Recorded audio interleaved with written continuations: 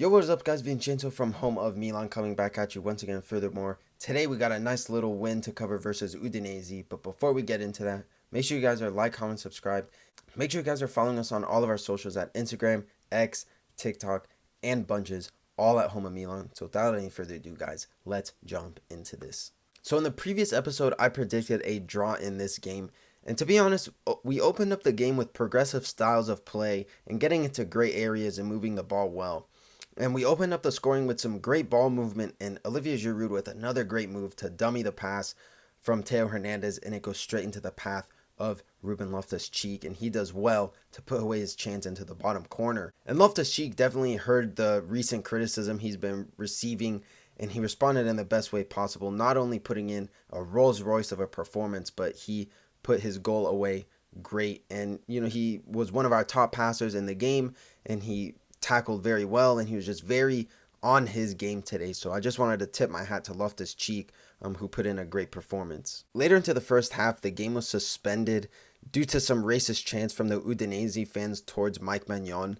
And it was so strange because Mike Maignan went to the referee earlier into the game and said, hey, this is happening. And the referee clearly neglected him. And then when it happened again, the whole team just walked off the pitch. And I couldn't have been happier that that happened. And Mike Maignan at the end of the game, he said that when you have a family like this, it's easier to lift your head. And like I said, I couldn't have been more happier to see the whole team united like this and walk off the pitch in support of Mike Maignan.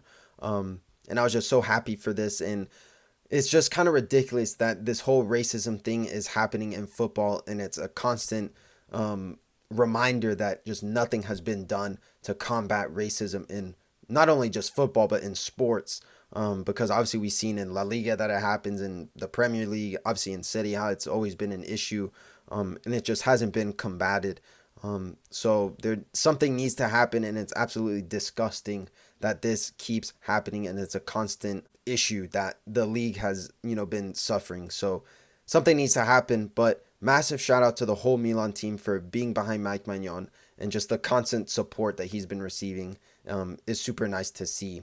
However, shortly after the game was resumed, unfortunately, Udinese did get the equalizer right before the half from a decent move from Samardzic, who kind of just runs, from a little bit past half field, just constantly runs, puts Kier on his backside, and just slots it into the bottom corner. And, we looked okay in the first half. However, once the second half, started, we looked absolutely terrible because everyone looked sluggish, not as sharp, and just so many sloppy passes that led to Udinese going into dangerous areas. And then the second goal that Udinese scored, that just tells you all you need to know, because Theo and Reinders get caught in a blender, and they couldn't control the ball for the life of them, and it goes straight into the path of Tauvin, who gives Udinese the lead. And following that goal, Milan looked dead. Zero patterns of play, nothing optimistic to think that this team could get the equalizer and to get back into the game. But I want to give a special shout out to Gabbia, because Gabbia has been putting in great performance after great performance in the last couple of games, and just a lot of great tackles. And since his return, he's been playing absolutely great. So I wanted to tip my hat to Gabbia. And it took us until the 83rd minute for Luka Jovic to level the scoring, and it was a shot that went off the crossbar from Olivier Giroud. It was on the line for Luka Jovic to put it past, and he was in the best position possible to put it into the back of the net to equalize the game. And after that, Milan looked so much more lively, right? We looked so much more progressive and so much more threatening going forward. And, we received a corner, and Noga Okafor settles it down and scores the winning goal for us to grab all 3 points in Udine. So I couldn't have been more happier with how the game ended, considering how it started, right, with the whole, racist chants and everything like that. And, we knew that this wasn't going to be an easy game, because in our last 7 away meetings, Milan has only won twice. And that just tells you, that this game isn't easier for us, Udinese away. So I was just super happy with how the game ended, just looking a lot more threatening and progressive going forward. And I also want to give a special shout out to Theo Hernandez, who has 4 assists and a goal in his last 5 matches. So he's definitely turned it up in these last couple games, coming up big for us, not just, offensively, but defensively, playing center back and just, showing, what we know he can do. So I wanted to tip my hat to Teo Hernandez, who put in a great performance as well. And I wanted to give a special shout out to Pioli. I wanted to give my flowers because from a Pioli perspective, we don't really see him manage games well, but he made the proper substitutions this game to bring us back into it. And I tend to criticize Pioli a lot just because I feel like he has the proper experience to manage games, right? Obviously, in the Scudetto winning season, we had a great run to the end of that season. And obviously, in the semifinals of the Champions League, that run as well was super great. And I feel like today he did exactly that. So I'm super happy for Pioli what he had to do to manage the game properly and to bring us back. So I just wanted to give him his flowers. I wanted to tip my hat to him as well. So let's go to tops and flops. Let's just start off with tops. I'm gonna go Ruben Loftus-Cheek because, like I said, he's been kind of under some scrutiny in these last couple games. Not really playing to the best of his ability, but today I thought he was hands down one of the best players on the pitch. Just progressively moving the ball forward, passing well. He was one of our top passers of the game. Tackles as well, he was doing great. So just overall a top performance from Loftus-Cheek, and he was rewarded with a goal. So top, I'm going to say Loftus-Cheek, and flop, it's one of two players. Reinders obviously didn't play that great. Obviously, he had a hand in the second goal. Obviously, Teo did as well, but I think Reinders has blood on his hands as well. And he contributed to that, to us conceding. But just he really couldn't get a foothold into this game. And we still don't really know what his best position is, right? We see him as a box-to-box. We've seen him as a regista, but we still just don't know what his best position is. And I feel like he's struggling a little bit. But hopefully he can kind of follow the same footsteps as his teammates. Obviously, Teo Hernandez has been on some great form. Luka Jovic has been playing great.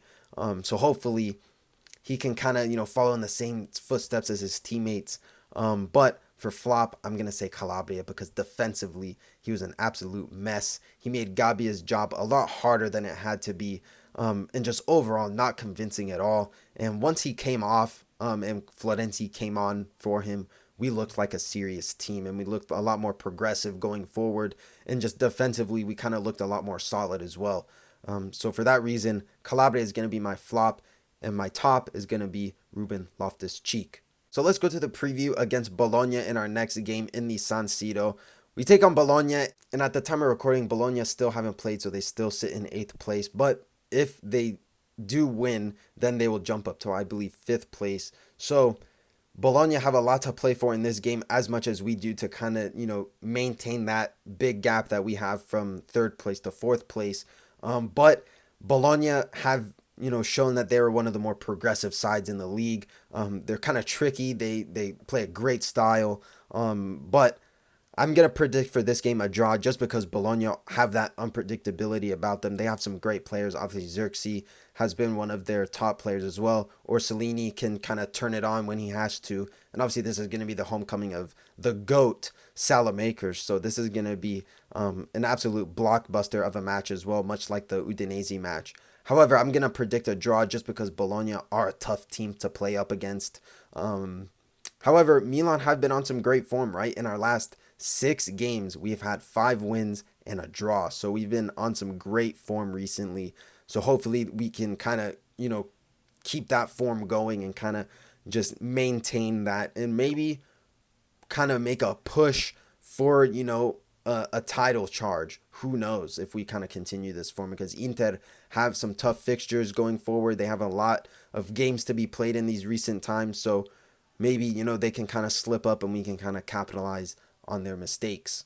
So earlier I posted on our Instagram stories a questions and answers little thing. So if you guys want to get involved in these Q&As whenever they come up, make sure you guys are following us on Instagram.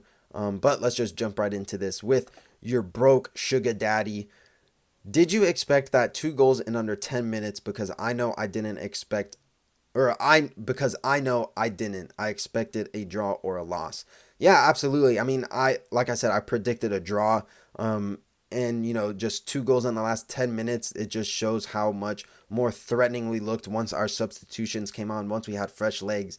And Okafor and Jovic just had that mindset to kind of get into those right spaces, take their chances well, and we saw it, right before our eyes. So I just wanted to give a special shout out to both of them, for kind of taking their chances well and to, steering us in the right direction to win us the game. So it's the substitutes that gave us the 3 points, to take home. So yeah, massive shout out to them.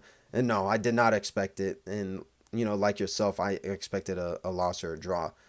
Next question, we have Tia Mentelli, and he says, would you start, or who would you start up in the next game against Bologna? Okafor, Jovic, or Giroud? I think, me personally, I'm going to still start Giroud, just because what I like about Okafor and Jovic is because they bring something a lot more different than Giroud. Giroud is a striker kind of to play off of. He kind of brings that little bit of unpredictability to him. Obviously, with the back heel assist against Roma. And obviously, this game, he had that dummy to leave for Loftus-Cheek. So Giroud kind of brings that little bit of unpredictability.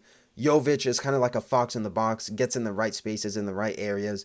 And Okafor is that mobile striker to kind of run him behind and kind of, play him through there. But I think overall, I'm going to start Giroud just because I think for substitutions, for fresh legs, Jovic and Okafor give that going forward, the fresh legs and just that dynamism going forward.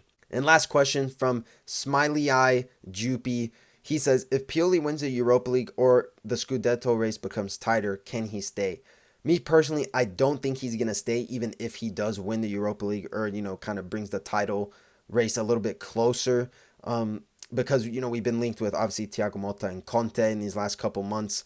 But if Pioli does win the Europa League or the, Scudetto race becomes closer, just go off on a high note, right? Because Pioli, whether we like it or not, he's been one of our best coaches in this last couple times for Milan.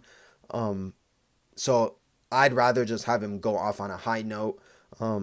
So I don't think he's going to stay if he does, accomplish those things. I think in Milan's best interest, it would go for a coach who has an identity and kind of like a project, much like Thiago Motta or Conte. Conte would be a little bit more of the expensive option, but he would probably guarantee us a lot, while Thiago Motta kind of doesn't really have that experience at a top level, and Milan would obviously be his biggest job yet. But we see him with Bologna, who we play next. And I think this will be kind of like an interview, I guess you could say, for Milan, what he can bring to the table. So if he has a positive performance against Milan, then I think, Thiago Motta has one foot in the door for a job. But I don't think Pioli is going to stay if he does accomplish those things.